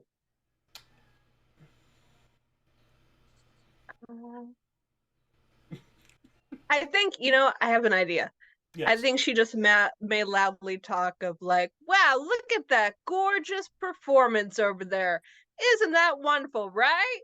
Isn't she gorgeous up there? Wow. Yeah, and you'd Look hear at a how couple cool of, she is. I'm so glad that you tipped her." and as you be doing that, it's like, there she is though. And this old guy's like gives you like a thumbs up. And at one point, there's another guy that's over there and slaps you on the shoulder, Rooks. It's like, hey, good tipper. And so it's becoming vocalized around because she has said that behind you. Do you wish to give her a look, or do you wish to trudge on? How do you want to respond to it? There it is, turtle in the shell. You've shell shocked Rook, and you can see the shoulders kind of go up, and you can see he doesn't start looking over anymore as he begins to march forward in a more wide gait. Can she make eye contact with Miyasha? After saying that, you can certainly try. Roll a charisma check for me, please. You're good at that. I'll give you a shot. If you roll high, tell me how you get her attention, and I'll give it to you. I rolled a 17 without modifiers. You got it. See, this is why we never fight things, because this is really fun. But this is how we walk places, everyone. So it's all good. Please. Sorry. No, don't be. This is as awesome as anything. This is fun. I got a smile on my face. Everyone else here does too. It's fucking Sunday night. Let's rock and roll. So, what is it that you do that catches Miasha's attention, other than the hint, hint, wink, wink that you're giving to everybody around here right now? I'm thinking she said it loud enough so then she would hear. Okay. Um, She does look so over then- in your direction as she hears the coin hit from a distance. So she's in that radii. She's looking over in that direction. So I think like once she catches her like attention, she like points to Rook, and then she gives like a thumbs up, and Mao's like good guy type thing, and like as she's walking away with everybody just being like, Okay. So as you do that, she is doing this.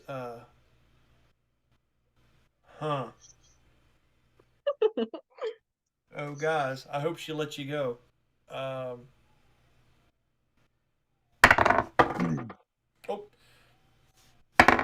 As she's doing that, Finn leans over and says, "Yes, very dangerous."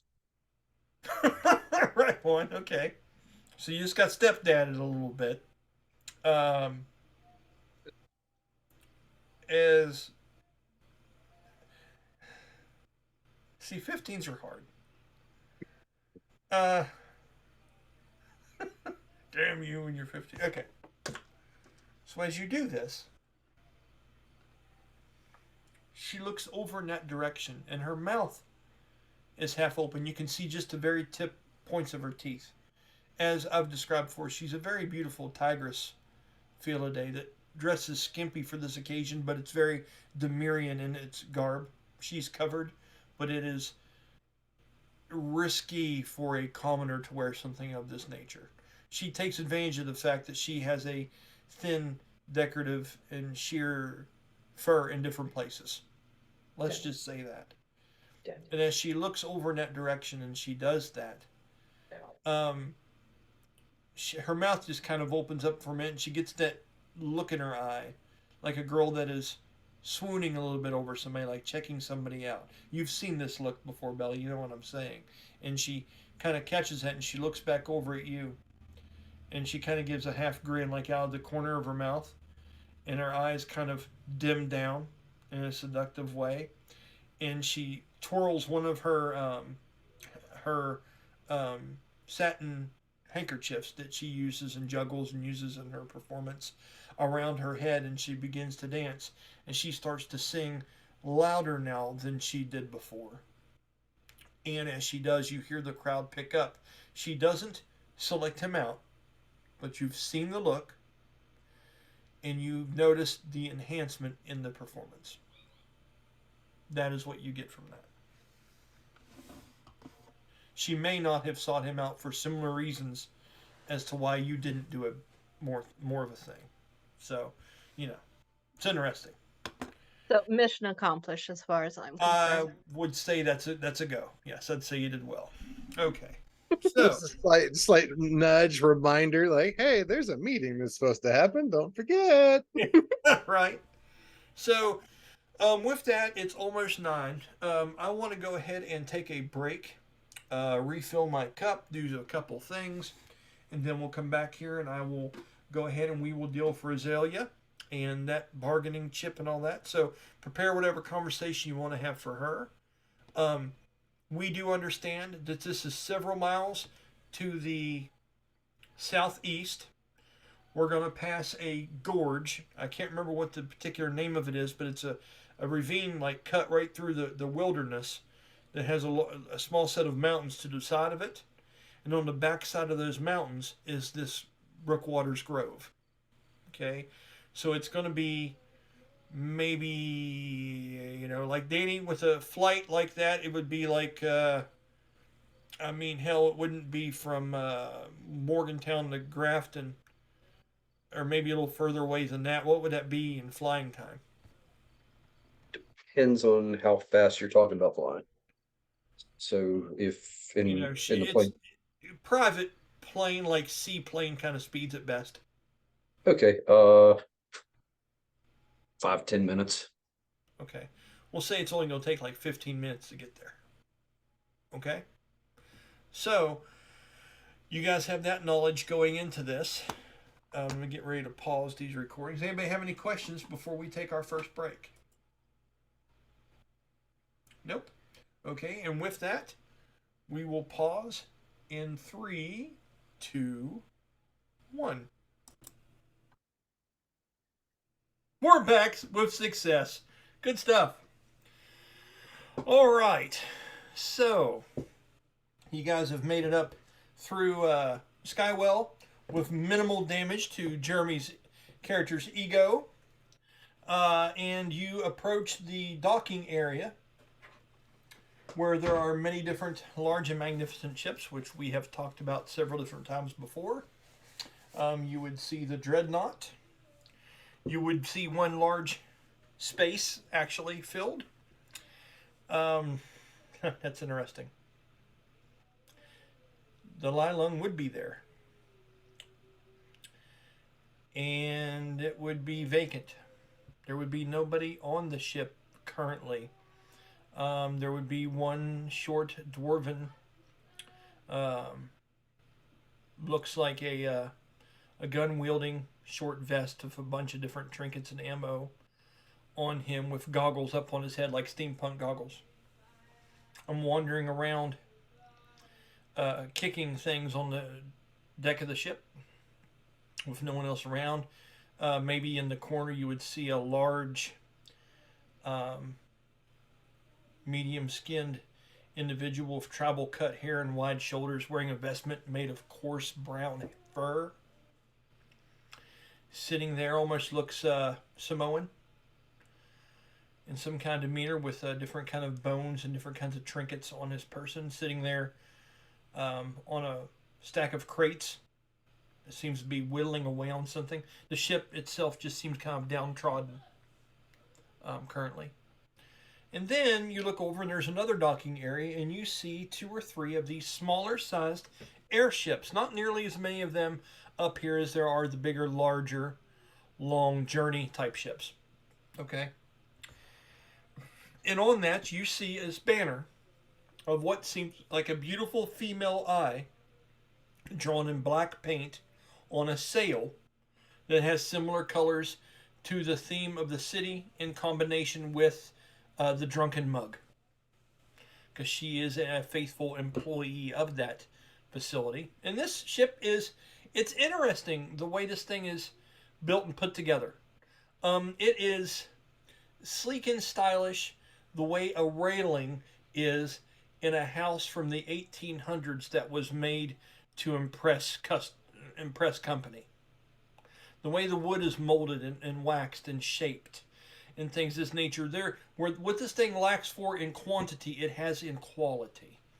It's humble and yet elegant in the way that it's designed. And there is a cabin in the middle of the ship, and it has just 2 layers. One bottom layer that maybe a person could sit in a chair at the very most.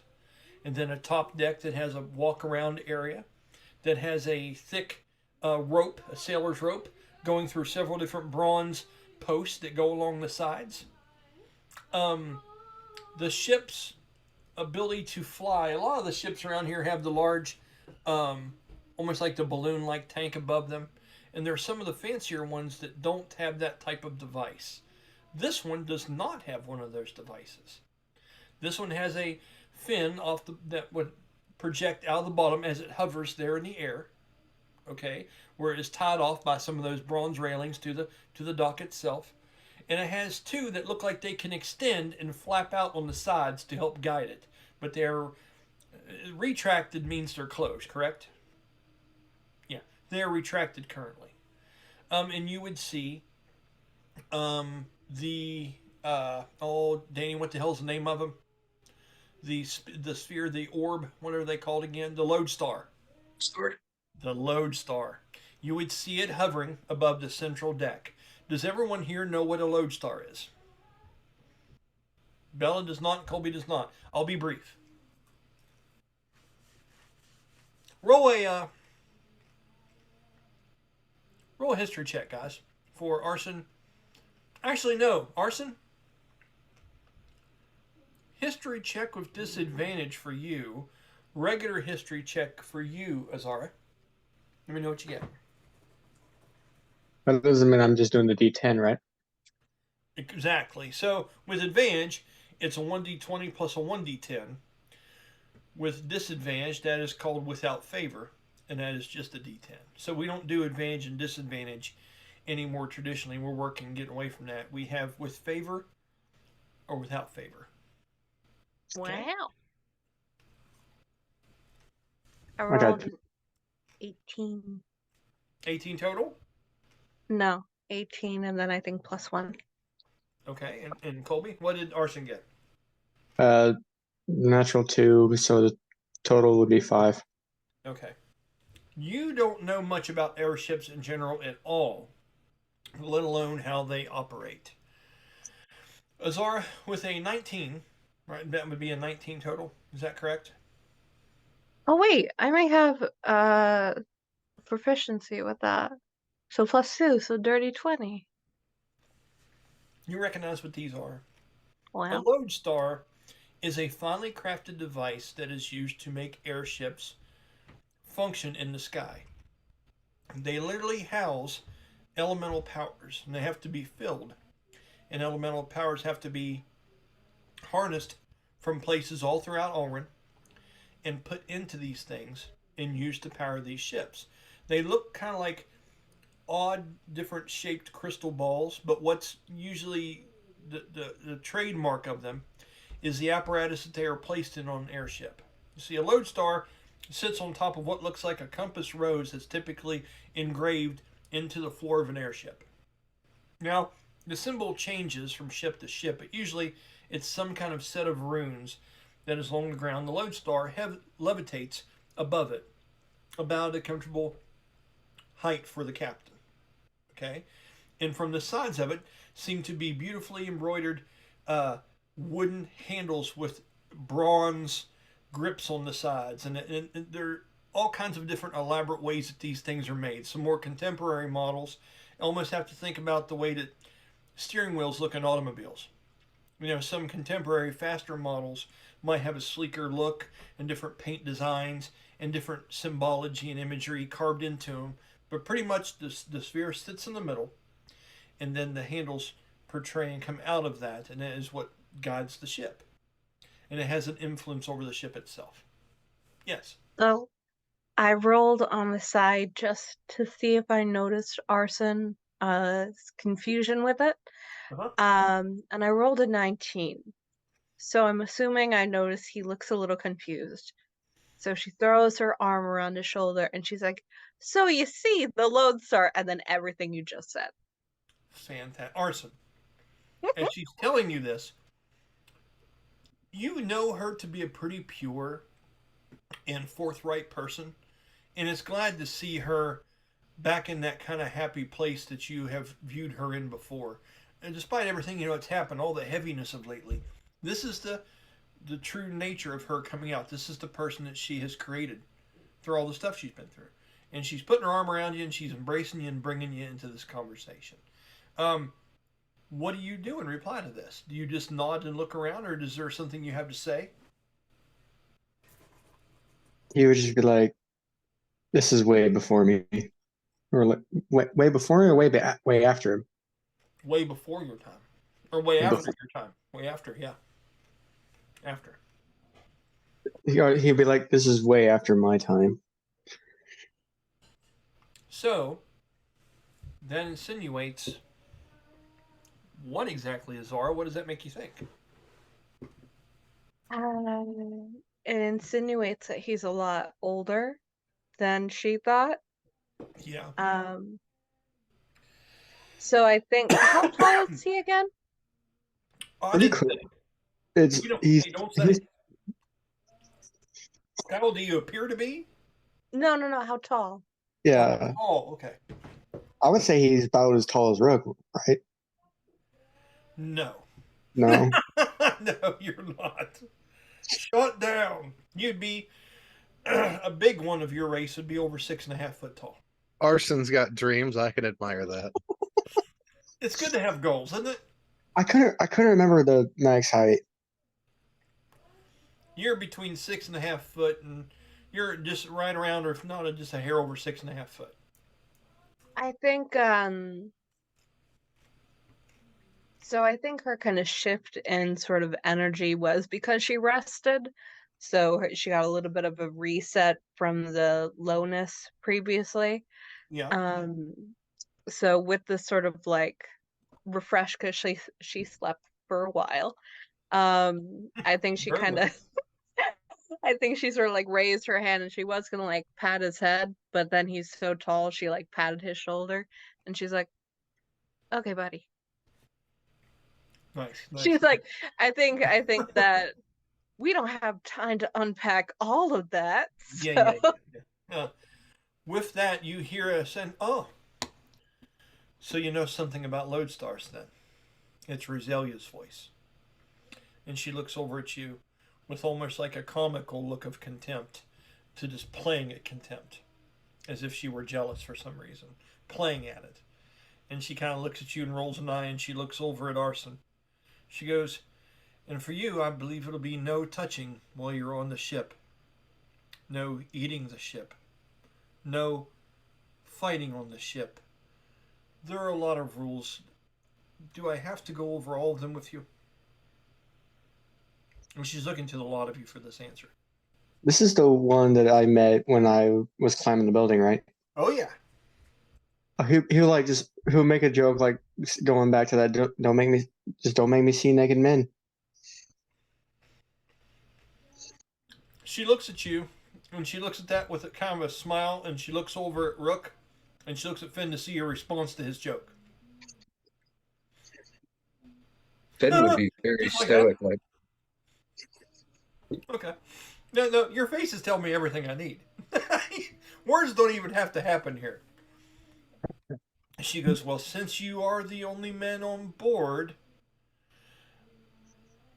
anyway, shall we?" And she looks over at you, Finn, and she goes, "The back rope, if you don't mind so much." You, not you. And she points at you, Rook. You know your way around these, yes? Rather well, yes. Please release the front rope. We're prepared and we should have plenty for the journey. In that matter of We'll get right on it. in that matter of coin we discussed,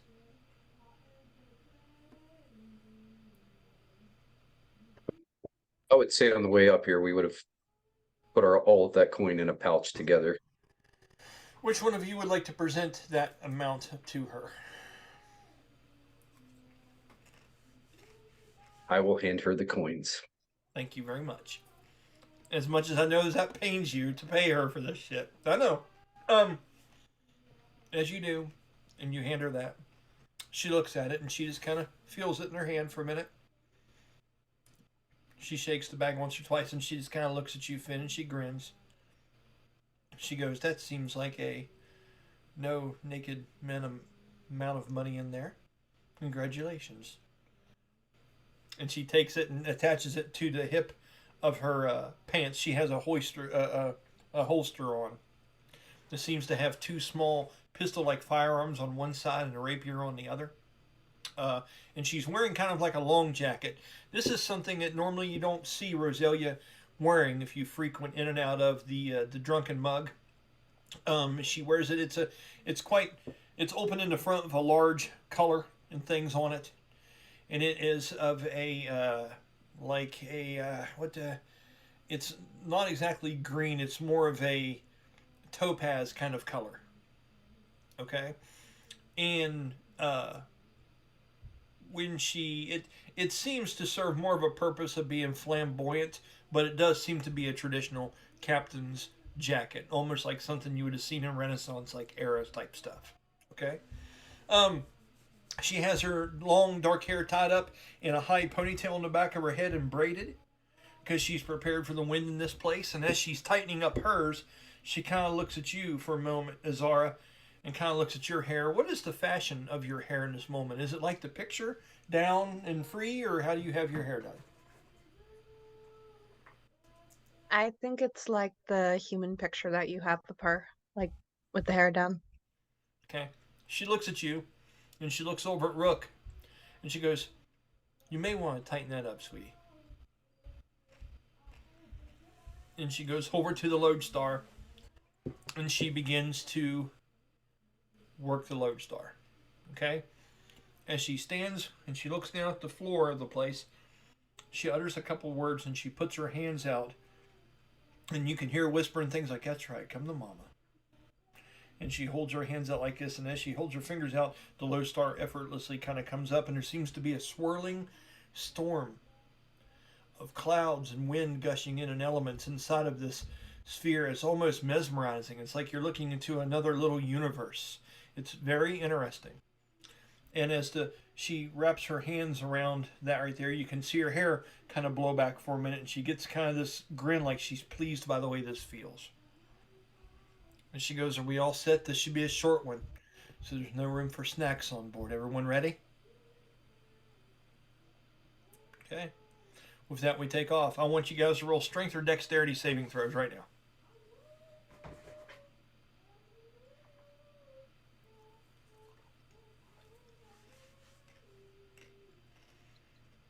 Mm. 14. Tell me which one you decided to roll, and then what your total was. Dexterity 14. Okay. Finn? Sorry. That was Finn. Arson, what'd you get?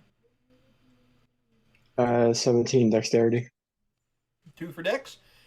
Rook, what'd you get, bud? We get the opportunity to do it at advantage since this is the thing I'm used to. First, tell me what you rolled first. Roll a 13 on the strength side. Okay, do it again. I'll give it to you.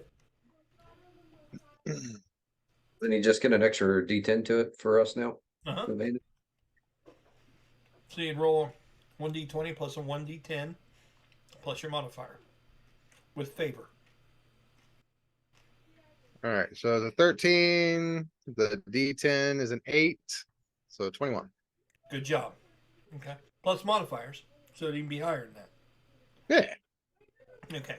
So at first you correct yourself, and this was with strength. Mm-hmm. So you held on to the railing and things of the ship like you normally would on a bigger vessel, not realizing how this thing works because of its size. And automatically, as soon as it starts and goes, you find yourself having to correct to get a hold of something else, but your wisdom precedes you and you're able to adjust. Azara, what did you roll? I rolled a 9, and Dex is +3, so 12, and then the proficiency +2, it's 14. Yep. Very good. Okay. A 14, you're able to brace yourself and you're able to jump over. And when things start, you hold on to her shoulder for just a minute, as you can hear her kind of smile as you do. And then you're able to grab the railing that goes down to the lower deck of this ship. Like I said, there's only 2 decks on it. They're not huge. Okay. And then you guys are off. Now, I'll describe to you briefly what this is like. Okay, and then we will get in that direction and we'll roll a danger dice and see what we get into, and hopefully we can get right there with no issues, but the dice will tell us. Okay, now Jeremy, what time is it you need to go?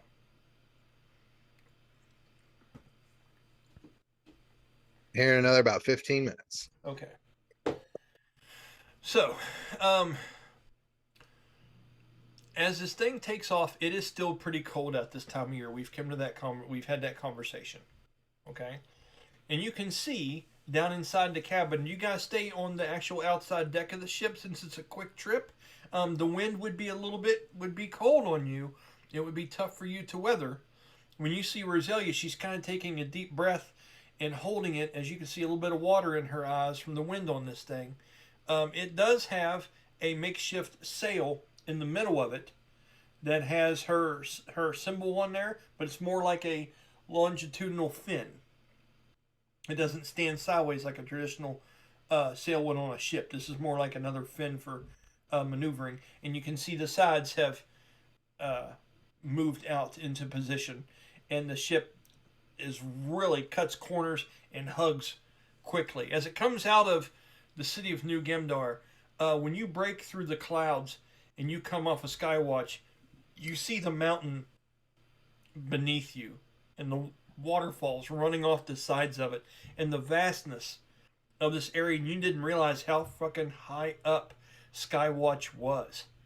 You know, that walk up Skywell, and then when you're up there, it just feels like you're in another city.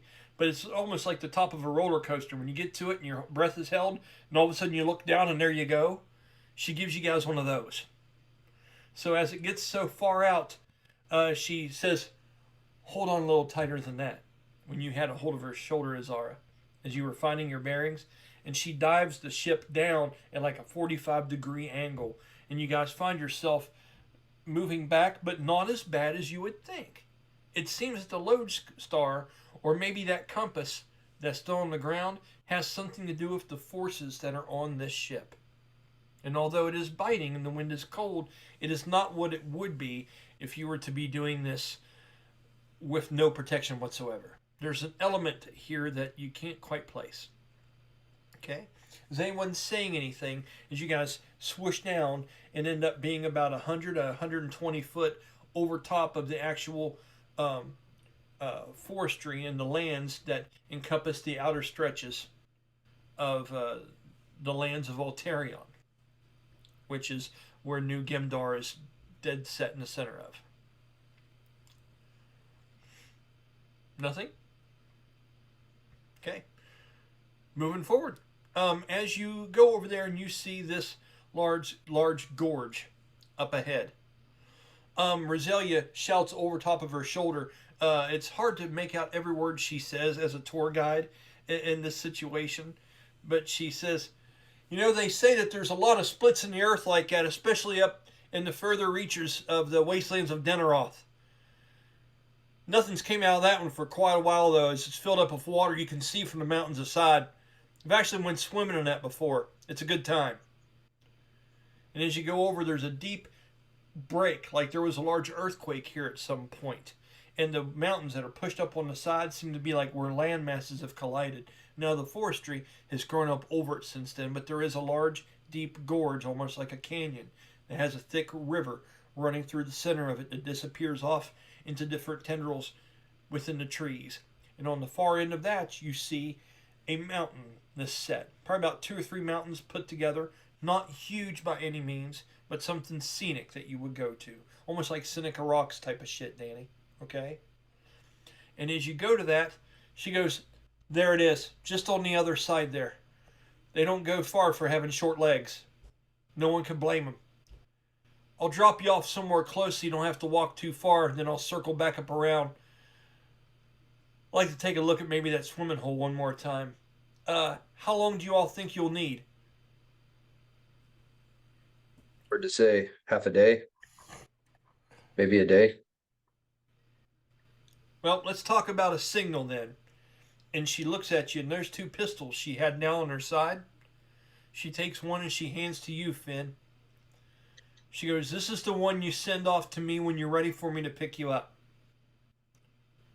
And He this rolls it around and he looks over to Rook and he goes, I think this would be more up his alley. then it's yours. And she hands you the pistol. Okay? She goes, Because Finn would have absolutely no idea how to mess with an arcane pistol. true. Jeremy, when you see this, I'm going to say, just from your background and things like that, you are very familiar with these signal pistols. Okay? Here's the thing. When she hands it to you and you go to take it from her, she holds on to it for a minute. She goes, that's not just a signal pistol. And I will be looking to have that back. Part of your down payment barely covers it. Melissa decides to suffer a catastrophic failure while trying to signal you to come pick us up. It'll be back in your hands. I'm not worried about the gun failing. And when she hands it to you, you notice that she has slipped 4 pieces of ammunition into the palm of your hand along with it. Okay? I will give you that list of what that information is on down the road, but this is not just a signal pistol. Okay? And she says, I'll have mine here too, and when you show me that you're ready, I'll show you that I'm coming. Agreed? Among that ammunition, there was a signal round in it, correct? Or is there it loaded with? There are 3 barrels to this thing. It has more heft than you would have thought. And you can see, if you want to look at, go ahead and do an investigation real quick for me, Jeremy. Yeah, because like a good, yeah, it's a 16. Okay. Just There making is sure a it's loaded flare- with a signal round and make There's sure a it's flare got all round that. in one. Yep, and this seems to be the top one. Okay. You're also familiar with how to load this thing if you had to, but it would take you time. This isn't something you would do in combat. This is something that needs loaded, but could be used in combat, but not something that could be done by you during combat. Just used if it need be. And the ammunition is archaic in nature. You can only imagine with that check that if you don't come back of all that because she wants the gun to come back, that would be deductions on the pay. Or increases on the pay, rather. So, you know what I mean? Right. So, her deposit is making more and more sense as you're seeing the parts of this come together. Okay? She takes you over to the wood line and sees a clearing not too far away, and lo and behold, on the side of that mountain, you see a couple statues of halflings that are erected, and they are pouring wine from long goblets, and they're made of stone, and they look like fountains that are running. Okay? And you can see where the trees have given way to shrubberies and things that are elegantly carved and cut and crafted low at the beginning of an entranceway into the mountains. Okay? You see different stones and things laid down very, very intricately. This is a beautifully done, almost like rock garden style. Like if you go to the fanciest of places, the hedge trimming and the way the trees are playing around this area, it's like someone came in here to craft this parcel of land to make it look extravagant. Okay? And you also notice no snow. On that particular passageway, the mountain seems to be dry and barren, and there's actually a little bit of a vapor from the warmth that comes and radiates from that. The high sides of the mountain that curve up around and break and make it where you can't quite see into the grove, and there are low-laying clouds currently that have settled down in just around the treetops to make it hard to see everything in there, which would be the case most of the times because of the canyonous water mass just to the west of this. Okay? And with that, she goes, I'll take you down as close as I can, but with this cover like this, I don't want to catch a tree on accident. Something like that would be pretty severe on an old girl. And she looks out and she looks over to you, Arson. She goes, rope ladders are on the side. Go ahead and give them a toss so I know about what we're talking. Okay, Arson and Rook, would you guys like to go ahead and throw those over? Yes. Okay. As a matter of fact, Rook could pipe up and just, I'll head down first. We'll get us an anchor. Awesome. The way everyone else can come down safe. She looks over at you and she gives you a knowing nod, and you can see tears from the wind in her eyes. And she gives you kind of a half smile in doing that. Okay? Does anyone else have any questions before we head down? Okay? Finn, Yeah. you're Is there thinking something. What is it? Is there any like cannons or anything on this ship? Any weaponry?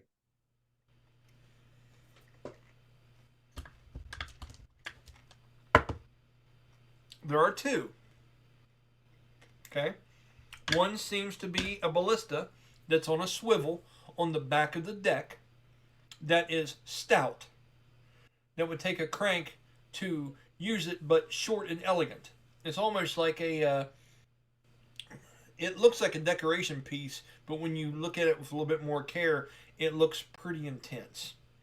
And then on the sides where the wings are, there seems to be some kind of cannons that are underneath of the wings that flail out, but you can't get to how they would maneuver where they are currently. But they do seem to be down there.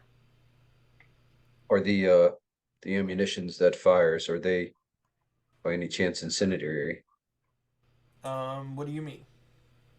Do they blow up? Do they catch fire? He's asking Rosealia. She goes, we haven't done enough missions yet to have those kind of luxuries. If I see that much danger, I beat feet and turn tail. The crossbow on the back can function, but just once because I'm not reloading that thing. This is not a combat vessel. Although there are other people that say it need be. And she kind of looks in the distance as if she's had arguments with someone about this very fact. Wonder who that was. Yeah. You don't have a knife in your underwear, you're not safe. Right, right. And so, with that, we'll go ahead and call it quits here for tonight. So Jeremy can go ahead and do his thing. And when we come back, I'll go ahead and put us into the force line just on the outside of the mountain pass, and we will jump right into this. Does that sound good for everybody? Mm-hmm. Okay. Like I say, we're always accommodating. We can always start a little late, end a little early. It's how the story rolls sometimes, you know what I mean? I just want us all to be there when we do this. If everyone can make it, we may jump into this next Sunday just to do it. But if not, we plan for 2 weeks. You know what I mean? I just don't know with us being off a couple and being right on the cusp of this, everyone may be like, yeah, next Sunday, this shit needs to go down. So we'll discuss it as we move forward, okay? All right. So once again, Brian Kynes, want to thank everybody for taking their Sunday and hanging out with us and getting a little bit further in the story. We're getting ready to throw down. We had some good interactions. Let me get ready to stop recording here as soon as I can find it. Thanks for watching, and if you enjoy it, leave a comment. I appreciate those, and y'all take care of yourselves. See you. Bye.